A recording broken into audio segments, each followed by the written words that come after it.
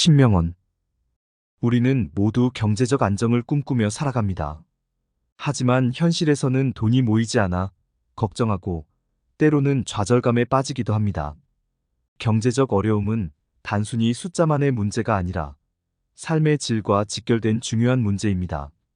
그렇기에 돈이 모이지 않는 상황을 마주하면 나 자신을 탓하기보다는 먼저 어떤 습관이나 실수가 반복되고 있는지 살펴볼 필요가 있습니다. 이 글에서는 많은 사람들이 범하기 쉬운 10가지 재정 실수를 짚어보고 이를 극복하는 방법을 함께 나눠보겠습니다. 경제적 자유를 향한 첫걸음은 바로 인식과 변화에서 시작됩니다. 1. 충동 구매를 멈추지 못한다. 가끔은 작은 소비가 큰 만족감을 줄 수 있습니다.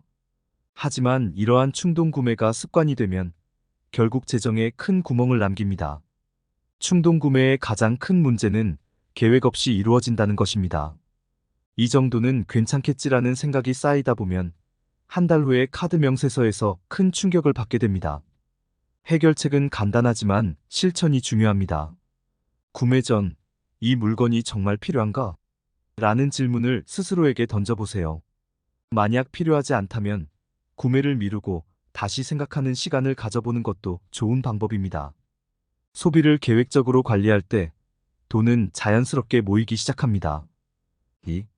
예산을 세우지 않는다. 많은 사람들이 예산을 세우지 않고 막연하게 돈을 관리합니다. 하지만 예산 없이 돈을 관리하는 것은 나침반 없이 항해하는 것과 같습니다. 어느 순간 내가 어디에 얼마나 썼는지조차 모르게 되기 때문입니다. 예산을 세우는 것은 결코 복잡하지 않습니다.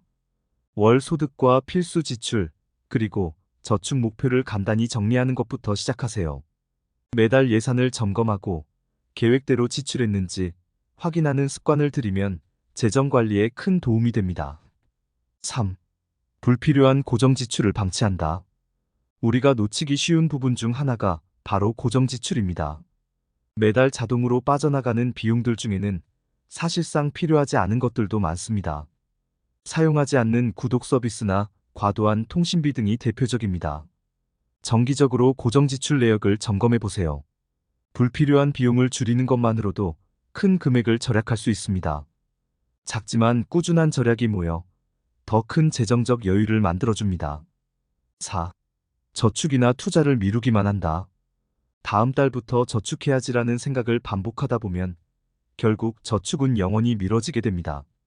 저축이나 투자는 여유가 있을 때 하는 것이 아니라 지금 당장 시작해야 하는 일입니다. 작은 금액이라도 꾸준히 저축하는 습관을 들여보세요. 복리의 힘은 시간이 지날수록 강력해집니다. 미래의 나를 위해 지금부터 작은 실천을 시작하는 것이 중요합니다. 5. 빚을 무리하게 관리한다. 빚은 종종 피할 수 없는 현실입니다. 하지만 빚을 제대로 관리하지 않으면 그 무게에 짓눌려 버릴 수 있습니다.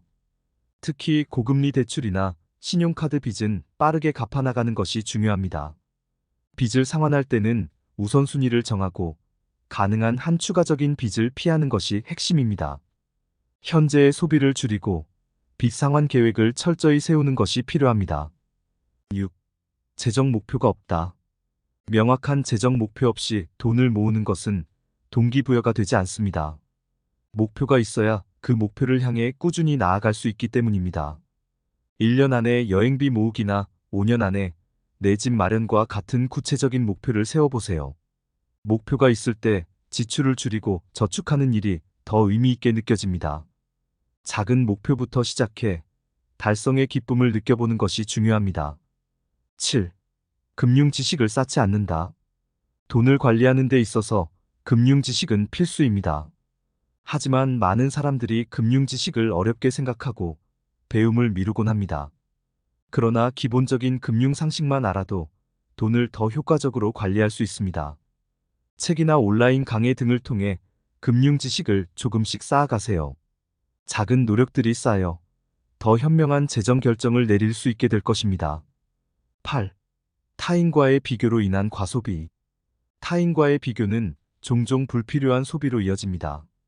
남들이 좋은 차를 타고 멋진 옷을 입는 것을 보며 나도 모르게 과소비를 하게 되는 것입니다. 하지만 남과의 비교는 결국 나를 더 불행하게 만들 뿐입니다. 나의 경제 상황과 목표에 집중하세요. 남과의 비교를 멈추는 순간 진정한 재정 자유로 가는 길이 열립니다. 9. 비상금을 준비하지 않는다.